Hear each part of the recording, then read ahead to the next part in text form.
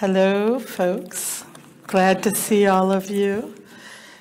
It's kind of a cold, damp day out there, so as Jan had mentioned, I've been a member of Unity since 1986, trying to practice and learn what Unity teaches us all that time, with some success and some not so successful.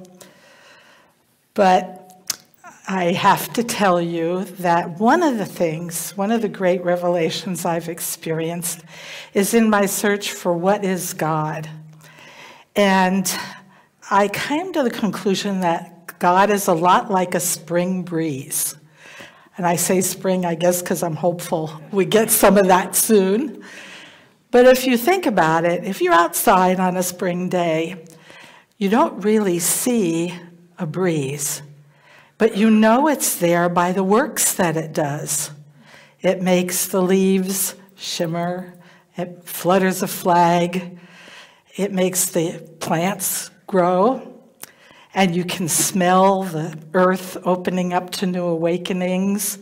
And you can hear the birds. Do you ever notice how the birds have a beautiful sound in the spring? Excitement.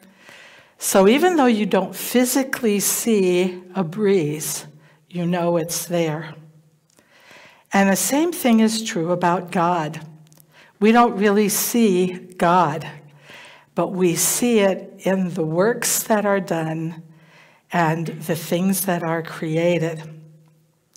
So I thought that I would try to give you some examples of what has happened in my life, because it's been a progress of awakening for me as well.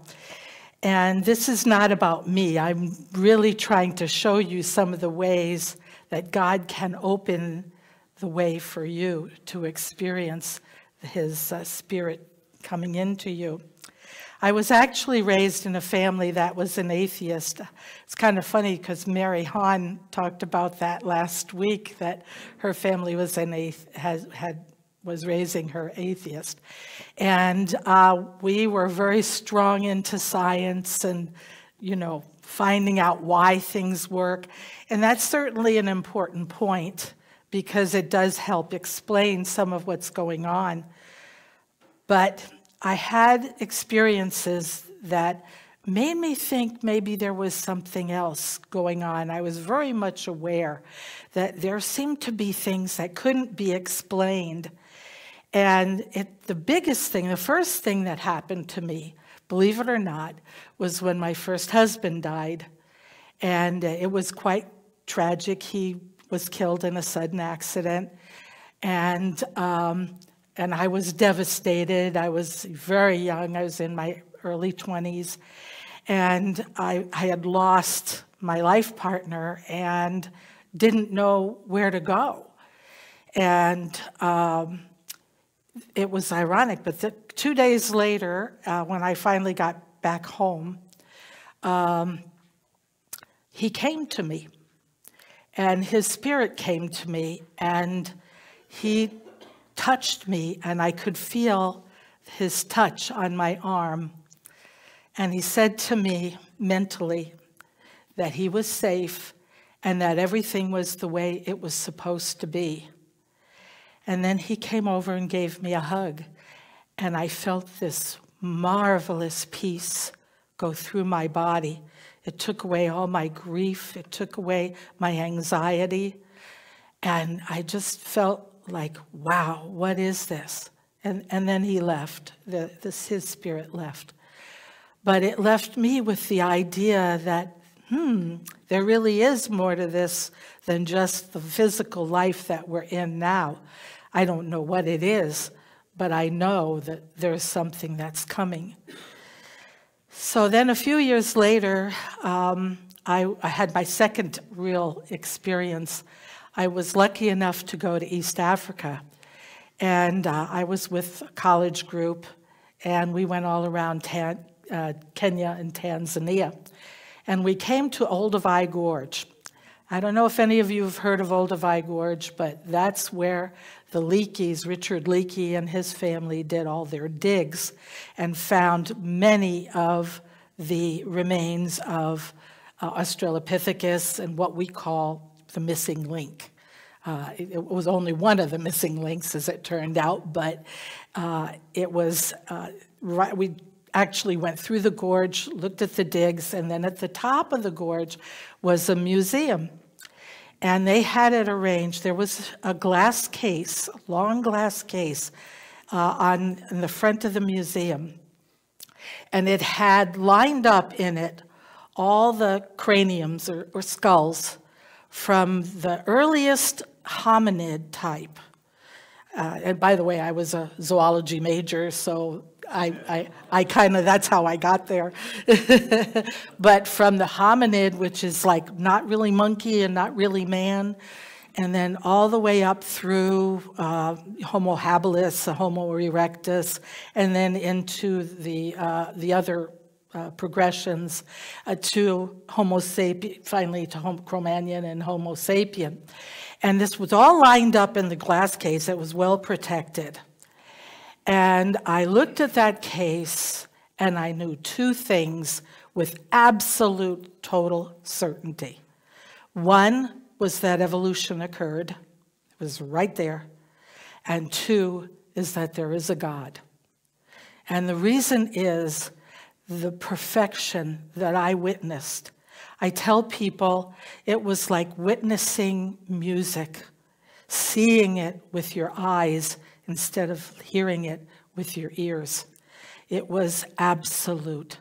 And I looked at that and I said, this could never happen without divine guidance. Never. So that was very moving to me. And I still, I'm just at the beginnings of getting my spirit side confirmed a little bit. And the third thing that happened, this is kind of funny because it really shows me how God is present in our lives always, even when we're not aware of it. And I was going through a recovery program. My father was not an alcoholic, but he was mentally ill. He was bipolar, undiagnosed and untreated. And so I often tell people that's like living with a drunk without the alcohol. Because you don't know when they're going to go off, but they go off. It's kind of crazy. And so before he passed away, I had a chance to make some amends with him.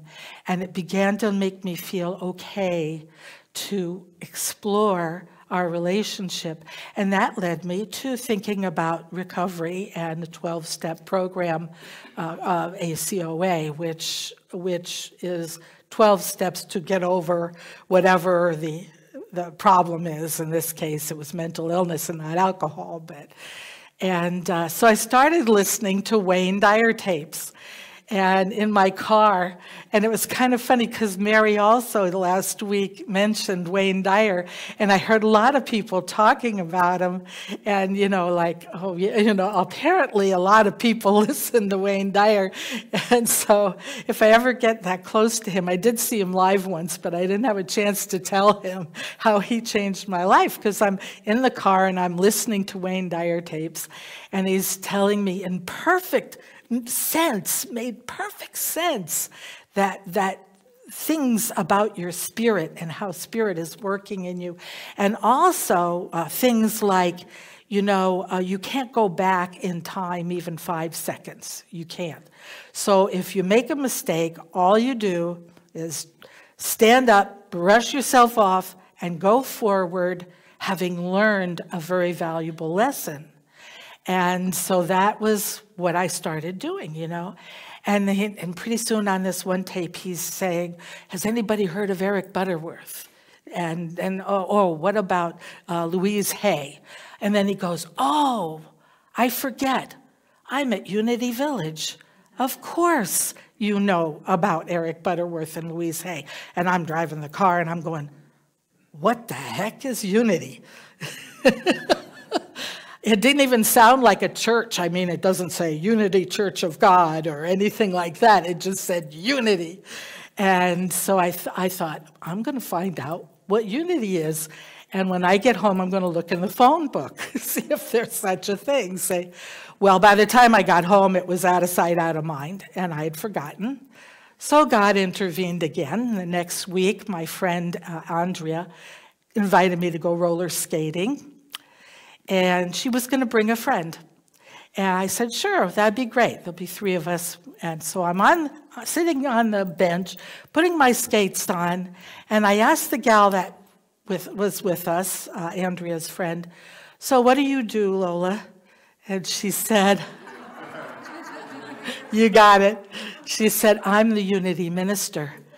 And I dropped onto the floor. My butt literally sat down. And I looked up at her and I said, what did you say? And she said it, and I shuddered, and I said, you're never going to believe this. And she just grinned. She said, oh, sure. We call that divine order. So God was intent for me to find this spiritual path, that's for sure. And so I made an appointment, and I talked with her, and I told her my story of Olduvai because nothing would get the Jehovah Witnesses that came to my door more upset than when I told them how there was this beautiful display, and I knew for sure evolution occurred and there is a God. Because, of course, they don't believe that way. They believe in creation and not in evolution, and they had no way to combine them. So they would go away shaking, literally shaking. I'm not kidding you. Because it's like, oh my God, what did we just hear? So when I made the appointment with Lola, I sat in her office, and the first thing I did was tell her my Olduvai story. And she's grinning and grinning and grinning. And I got to the end, and she says, you'll have no trouble with Unity. And that was when I knew that I was home. And so, of course, since then, I've tried to learn the things that I needed to learn. And it was kind of funny because I really expected that she was going to start quaking, and when she didn't, it gave me the sense that I'd finally found a place where I could integrate both my desire for knowledge and my search for spirituality. And that's what I love about Unity, is that we allow for that. So my further education, of course, as I began to learn what Unity meant and learn the steps and learn our principles and try to practice our principles. And so the biggest thing, the first thing that I remember, I thought, I'm going to let go. And most of you know that I have a debt management agency that I started right before I came to Unity. And we started growing, and I got to the point where I couldn't afford an employee, but I couldn't do all the work myself. I was in that no man's land that comes. Anybody that's self-employed knows that it's a constant balancing act between having enough for yourself and having enough to get the work done. So I sat at my desk. I said, okay, Unity tells us God will provide when there's a real need. And I said, okay, God, I have no idea what to do here. I'm throwing it out to you. Give me whatever you can, but I need an employee, and I need one that knows accounting, and I can't afford to pay them, and oh boy, is that a boatload of stuff. Here you are. And I let it go. And within 3 days, I had a letter from a senior from Cornell College who wanted to do her internship with me. And not only did I not have to pay her, she wanted to pay me. She did. I declined, and I did give her a bonus at the end, but it's like, whoa, I got that message. And turns out she was valedictorian of her class, and that she had 3 other places to interview. But I gave her the facts. I told her what our organization does, and we do a lot of teaching and that kind of thing. And I got the call from her that she was coming to work for me, and she was wonderful. And that's why I gave her a bonus at the end. I didn't pay her, but when it was the end of tax season, so I had money now, and I gave her a bonus. But I thought, wow, did God answer that one?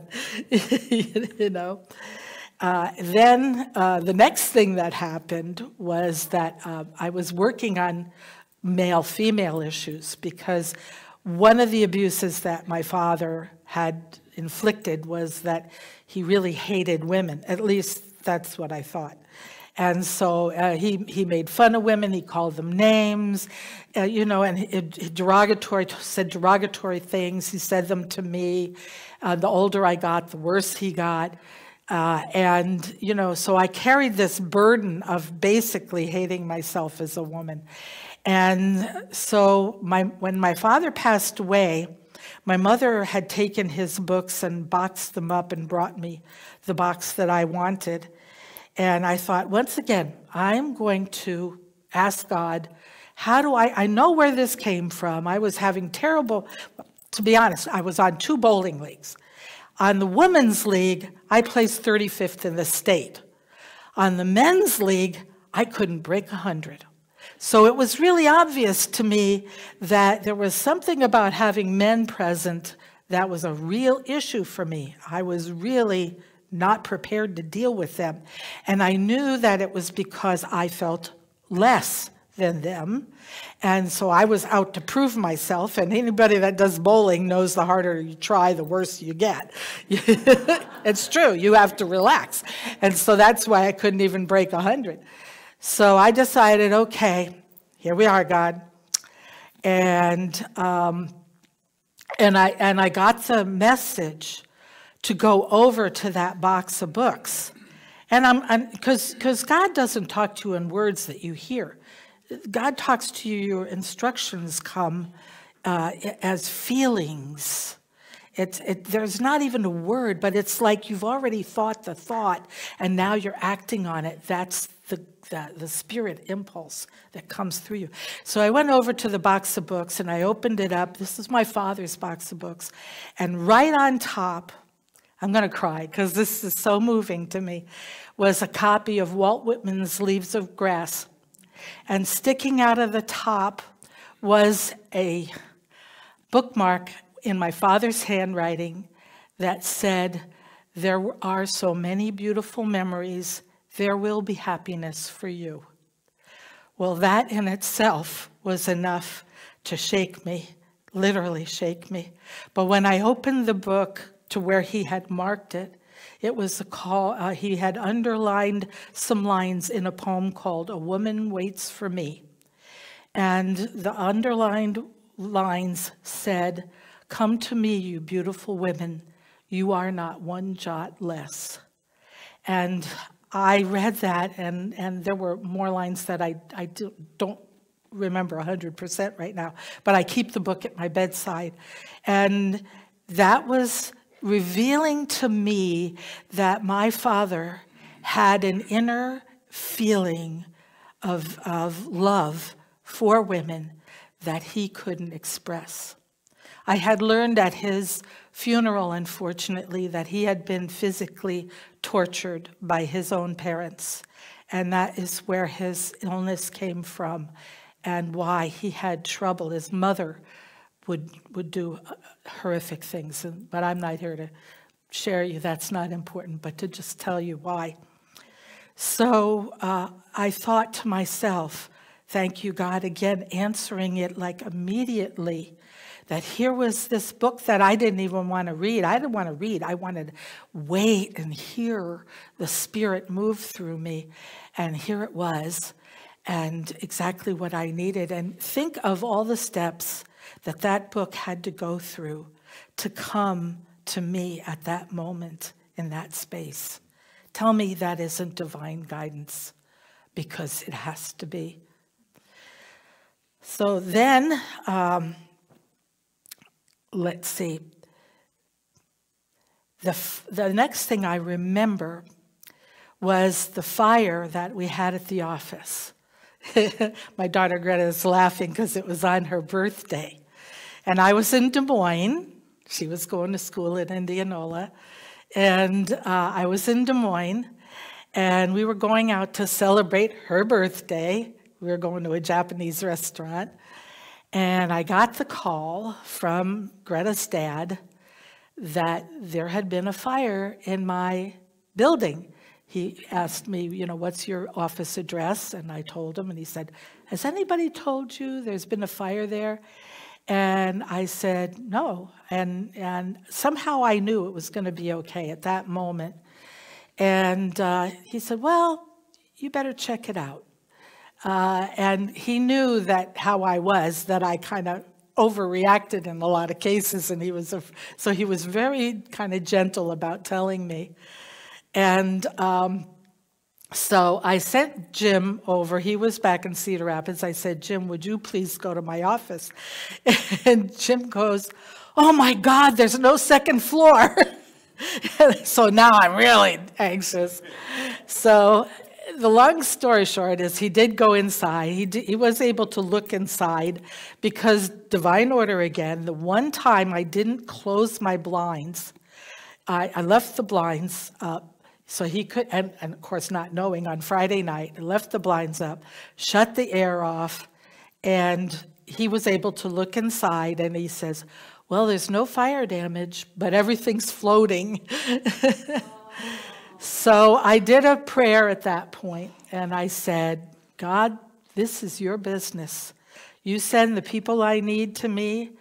You send the works that I need. You do everything. This is your business. I'm just here to perform it. So if you want me to continue, this is what I'm going to need.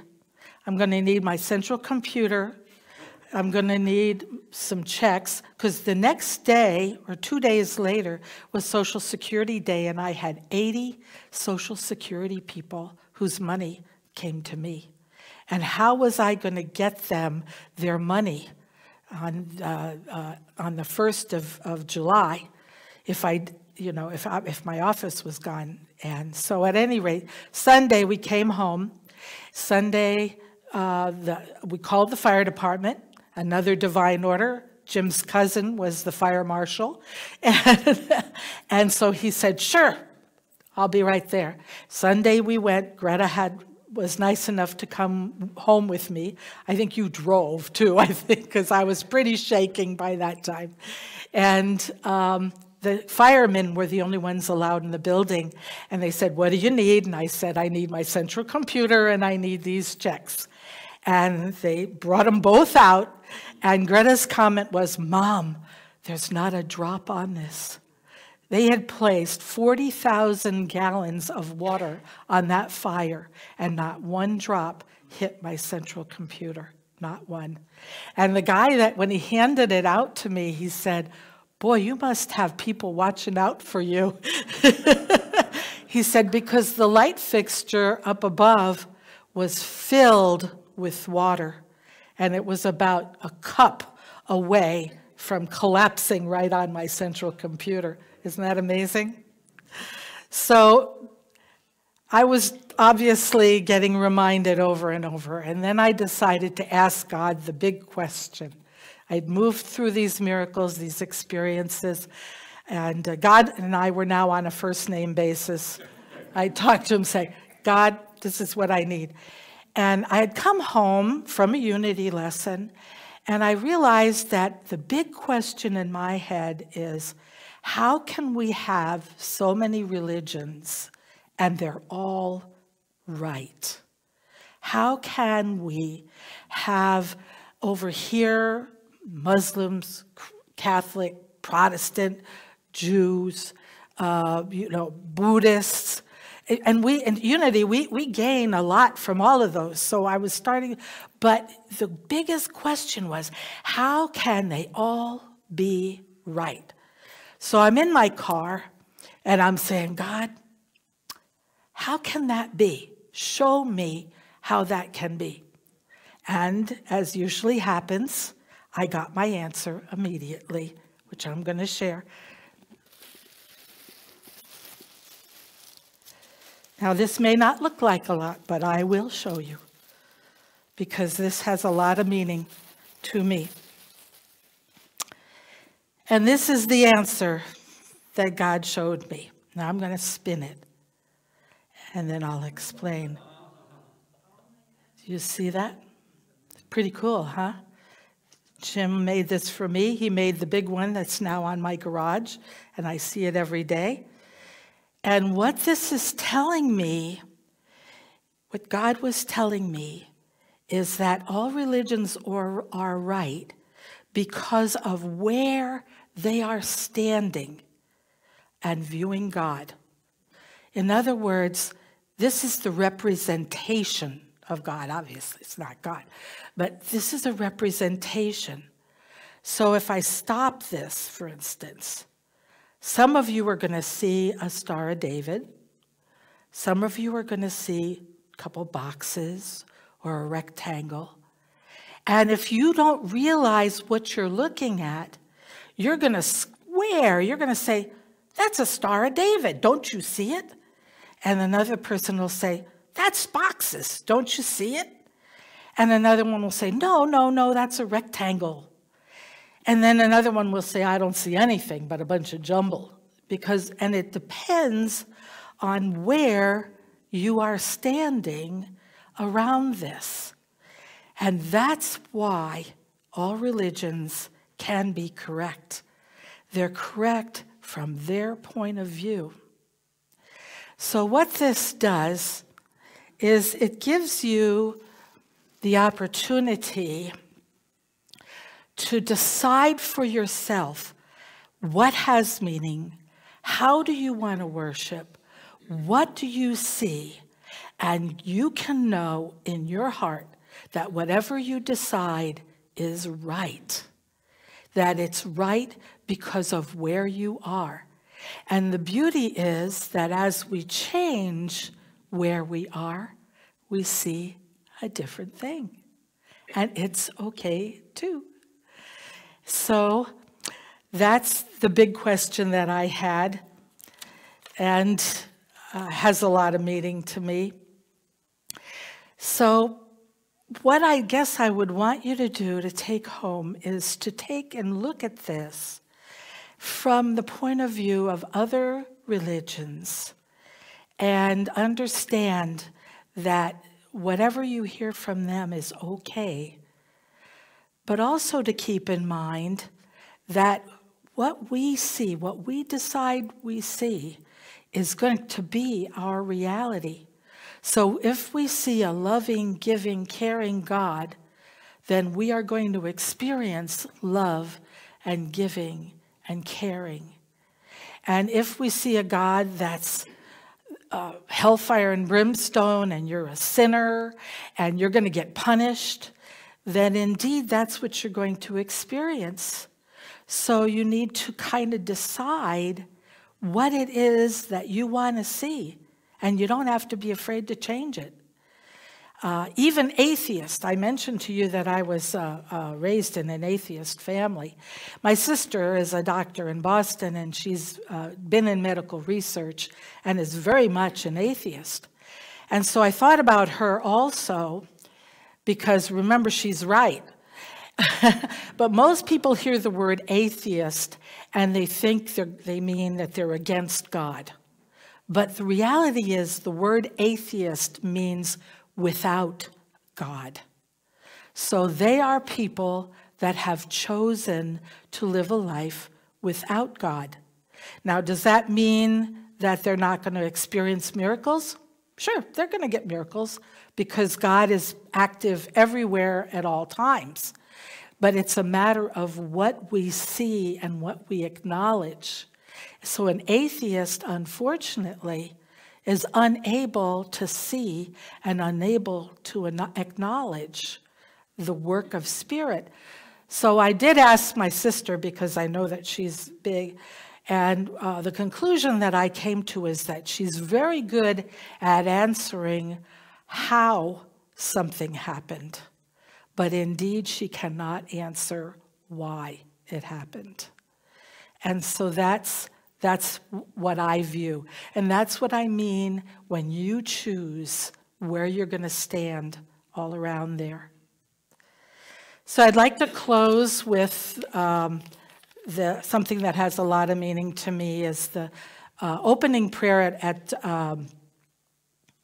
Mastermind, which goes like this. God is an infinite presence. God is all, both visible and invisible. One presence, one mind, one power is all. And this one that is all is perfect life, perfect love, and perfect substance. I am and you are all individualized expressions of God. And you are ever one with this perfect life, perfect love, and perfect substance. Anyway, so now we can go into our meditation. And I'm going to take you on a little journey. So please get comfortable in your chair. Feel that God substance, the chair holding you up, because that is God's substance. And I'm asking the Christ Spirit to guide us. So get comfortable, close your eyes, take a deep breath. And we're going to the inner sanctum in your body, in your spirit self, where God resides. Deeper and deeper we go until we find ourselves in the presence of pure light. We're carrying a package that represents our needs, our healing needs. Whatever that need is healing. You've brought it here to get healed. We place the healing need down on the floor and bow gently down onto our knees. The light of God welcomes us, and we feel the presence in our whole body. Perfect life, total and complete love, absolute acceptance. God's arms wrap around us, welcoming our presence, and we feel the warmth. It fills us and our bodies glow. Then God hugs us and whispers in your ear, "You are my perfect child, and you are exactly as I want you to be." Then we feel the warm, pure spirit filling and healing our bodies, and we begin to understand.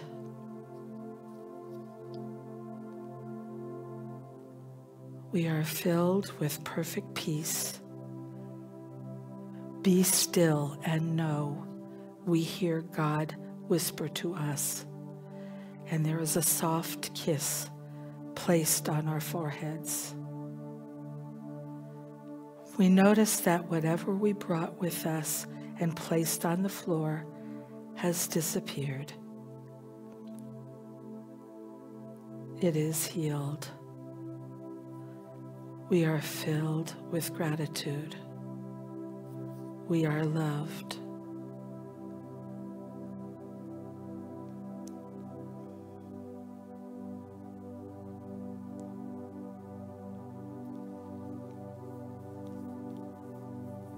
And now we return to the present, taking this new knowledge and this new feeling with us, knowing that we are indeed the perfect child of God, exactly as we're supposed to be.